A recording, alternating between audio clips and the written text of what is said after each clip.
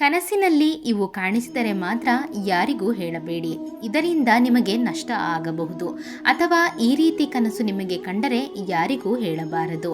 ನಮಗೆ ಬರುವಂತಹ ತುಂಬ ಕನಸುಗಳು ಭವಿಷ್ಯದಲ್ಲಿ ಜರುಗುವ ಪರಿಣಾಮಗಳ ಬಗ್ಗೆ ಸೂಚಿಸುತ್ತವೆ ಎಂದು ಜ್ಯೋತಿಷ್ಯರು ಹೇಳುತ್ತಾರೆ. ಆದರೆ ಕೆಲವು ಕನಸುಗಳನ್ನು ಯಾರೆಂದಿಗೂ ಹೇಳಬಾರದು ಎಂದು ಹೇಳುತ್ತಾರೆ. ಬರುವಂತಹ ಕನಸುಗಳು ಕೆಲವು ಒಳ್ಳೆಯದು ಇದ್ದರೆ ಇನ್ನು ಕೆಲವು ಕೆಟ್ಟದ್ದು ಇರುತ್ತವೆ. ಅಸಲಿಗೆ ನಿದ್ರೆಯಲ್ಲಿ ಬರುವ ಕನಸುಗಳು ಎಂತಹ ಸೂಚನೆಗಳನ್ನು ತಿಳಿಸುತ್ತವೆಯೋ ಇವತ್ತಿನ ಈ ವಿಡಿಯೋದಲ್ಲಿ ತಿಳಿಯೋಣ. ವಾಸ್ತುಶಾಸ್ತ್ರದ ಪ್ರಕಾರ ಬೆಳಗಿನ ಜಾವದಲ್ಲಿ ಬರುವ ಕನಸುಗಳು ನಿಜವಾಗುತ್ತದಂತೆ.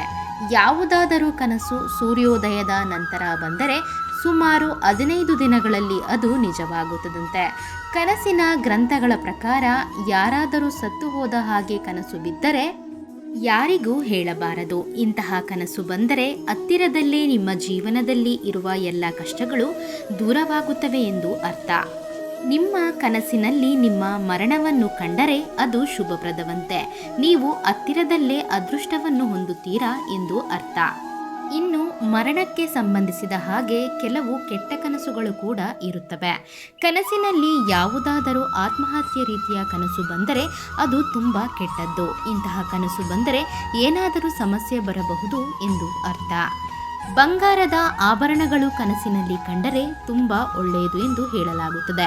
ಇದನ್ನು ಸಹ ಯಾರೊಂದಿಗೂ ಹೇಳಬಾರದು.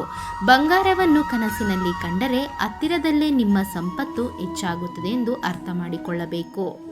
ನಿಮ್ಮ ಕನಸಿನಲ್ಲಿ ಹಾವು ಕಚ್ಚಿ ರಕ್ತ ಬರುವ ಹಾಗೆ ಕನಸು ಬಂದರೆ ನಿಮ್ಮ ಕಷ್ಟಗಳೆಲ್ಲ ತೊಲಗಿ ಹೋಗುತ್ತದೆ ಎಂದು, ಹಾಗೇನೆ ಹಾವನ್ನು ಕೊಂದ ಹಾಗೆ ಬಂದರೆ ಕಷ್ಟಗಳು ಎದುರಾಗುತ್ತವೆ ಎಂದು. ನಿಮ್ಮ ಕನಸಿನಲ್ಲಿ ನಿಮ್ಮ ಪತ್ನಿಯ ಮುಖ ಕಾಣಿಸಿದರೆ ಶುಭಪ್ರದವಾಗಿ ಭಾವಿಸಬೇಕಾಗುತ್ತದೆ. ಇಂತಹ ಕನಸುಗಳು ವೈವಾಹಿಕ ಜೀವನದಲ್ಲಿ ಸಂತೋಷವನ್ನು ತಂದುಕೊಡುತ್ತದೆ. ಮಾಂಸವನ್ನು ತಿನ್ನುವ ಹಾಗೆ ಬಂದರೆ ಏನಾದರೂ ಗಾಯಗಳನ್ನು ಮಾಡಿಕೊಳ್ಳುತ್ತೀರಾ ಎಂದು, ಹಾಗಾಗಿ ಸ್ವಲ್ಪ ಜಾಗ್ರತೆಯಿಂದ ಇರಬೇಕು ಎಂದು ಎಚ್ಚರಿಕೆಯಿಂದ ಇರಬೇಕು. ಕನಸಿನಲ್ಲಿ ಕುಂಕುಮ ಬೊಟ್ಟು ಇಟ್ಟುಕೊಂಡ ಹಾಗೆ ಕನಸು ಬಂದರೆ ನಿಮ್ಮ ಮನೆಯಲ್ಲಿ ಶುಭ ಕಾರ್ಯ ಆಗುತ್ತದಂತೆ.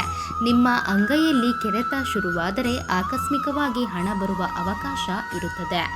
ಮನೆಯ ಹಿರಿಯರು ಆಶೀರ್ವಾದ ಮಾಡಿದ ಹಾಗೆ ಕನಸು ಬಂದರೆ ನಿಮಗೆ ಸಮಾಜದಲ್ಲಿ ಗೌರವ ಪ್ರತಿಷ್ಠೆಗಳು ದೊರೆಯುತ್ತವೆ ಎಂದು ಅರ್ಥ. ಕನಸಿನಲ್ಲಿ ನೀರು ಕುಡಿಯುತ್ತಿರುವ ಹಾಗೆ ಕನಸು ಬಂದರೆ ನಿಮಗೆ ಹತ್ತಿರದಲ್ಲೇ ಸಿರಿ ಸಂಪತ್ತು ಬರುತ್ತದೆ ಎಂದು ಅರ್ಥ. ಕನಸಿನಲ್ಲಿ ಬೆಂಕಿ ಕಾಣಿಸಿದರೆ ಒಳ್ಳೆಯದು ಅಲ್ಲ. ಇದರಿಂದ ಸಂಬಂಧಗಳು ಹಾಳಾಗುವಂತಹ ಸಾಧ್ಯತೆ ಇರುತ್ತದೆ. ಕನಸಿನಲ್ಲಿ ನೀವು ಆನಂದವಾಗಿ ಸಂತೋಷವಾಗಿ ಇರುವ ಹಾಗೆ ಕಾಣಿಸಿದರೆ ಹತ್ತಿರದಲ್ಲೇ ಏನಾದರೂ ಕಷ್ಟವನ್ನು ಎದುರಿಸುತ್ತೀರಾ ಎಂದು ಅರ್ಥ ಮಾಡಿಕೊಳ್ಳಬೇಕು. ಕನಸಿನಲ್ಲಿ ರಕ್ತವನ್ನು ಕಂಡರೆ ಮರಣದ ವಾರ್ತೆಯನ್ನು ಕೇಳುತ್ತೀರಾ ಎಂದು. ಇಂತಹ ಕನಸುಗಳು ಕ್ರಮೇಣವಾಗಿ ಬರುತ್ತಿದ್ದರೆ ಶಿವನನ್ನು ಆರಾಧಿಸಬೇಕು. ಇಂತಹ ಕನಸುಗಳು ಬಂದಾಗ ಸಹಜವಾಗಿ ಆಂದೋಲನವಾಗುತ್ತದೆ. ಕೆಟ್ಟ ಕನಸುಗಳು ಕಾಡುತ್ತಿದ್ದರೆ ಓಂ ನಮಃ ಶಿವಾಯ ಅನ್ನುವಂತಹ ಮಂತ್ರವನ್ನು ಜಪಿಸಬೇಕು. ನಿಮ್ಮ ಕನಸಿನಲ್ಲಿ ನೀರು ಕಾಣಿಸಿದರೆ ನಿಮಗೆ ಶುಭ ಫಲಿತಾಂಶಗಳನ್ನು ಪಡೆಯುವ ಅವಕಾಶ ಇರುತ್ತದೆ. ನಿಮಗೆ ಲಕ್ಷ್ಮೀದೇವಿಯ ಅನುಗ್ರಹ ಲಭಿಸುತ್ತದೆ ಎಂದು ಅರ್ಥ. ಕನಸಿನಲ್ಲಿ ಮೀನು ಕಾಣಿಸಿಕೊಂಡರೆ ಹತ್ತಿರದಲ್ಲೇ ನಿಮ್ಮ ಮನೆಯಲ್ಲಿ ಶುಭ ಕಾರ್ಯಗಳು ಜರುಗುತ್ತದೆ ಎಂದು ಅರ್ಥ. ಪೂಜೆ ಮಾಡುವಾಗ ದೇವರ ಫೋಟೋದಿಂದ ಹೂವು ಬಿದ್ದರೆ ಅದನ್ನು ದೈವಾನುಗ್ರಹವಾಗಿ ಭಾವಿಸಬೇಕು. ಯಾವುದಾದರೂ ಪಕ್ಷಿ ಬಂದು ನಿಮ್ಮ ಮನೆಯ ಜಾಗದಲ್ಲಿ ಪಕ್ಷಿ ಬಂದು ಗೂಡು ಕಟ್ಟಿಕೊಂಡರೆ ಶುಭ ಸೂಚಕವಾಗಿ ಭಾವಿಸಿಕೊಳ್ಳಬೇಕು. ಕನಸಿನಲ್ಲಿ ಚಂದ್ರನು ಕಾಣಿಸಿಕೊಂಡರೆ ನಿಮ್ಮ ಜೀವನದಲ್ಲಿ ಯಾವುದೇ ರೀತಿಯ ಅಡ್ಡಿ ಆತಂಕಗಳು ಇಲ್ಲದೆ ಜೀವನ ನಡೆಯುತ್ತದೆ ಎಂದು ಅರ್ಥ. ಧನ್ಯವಾದ ಸ್ನೇಹಿತರೆ. ಈ ಮಾಹಿತಿ ನಿಮಗೆ ಇಷ್ಟವಾಗಿದ್ದಲ್ಲಿ ಮತ್ತಷ್ಟು ಇಂತಹ ಉಪಯುಕ್ತ ಮಾಹಿತಿಗಾಗಿ ನಮ್ಮ ಚಾನಲನ್ನು ಸಬ್ಸ್ಕ್ರೈಬ್ ಮಾಡಿಕೊಂಡು ಹಾಗೆ ವಿಡಿಯೋಗೊಂದು ಲೈಕ್ ಮಾಡಿ. ಜೊತೆಗೆ ಮತ್ತಷ್ಟು ಇಂತಹ ಉಪಯುಕ್ತ ಮಾಹಿತಿಗಾಗಿ ಫೇಸ್ಬುಕ್ನಲ್ಲಿ ನಮ್ಮ ಪೇಜನ್ನು ಫಾಲೋ ಮಾಡೋದನ್ನು ಮರಿಬೇಡಿ.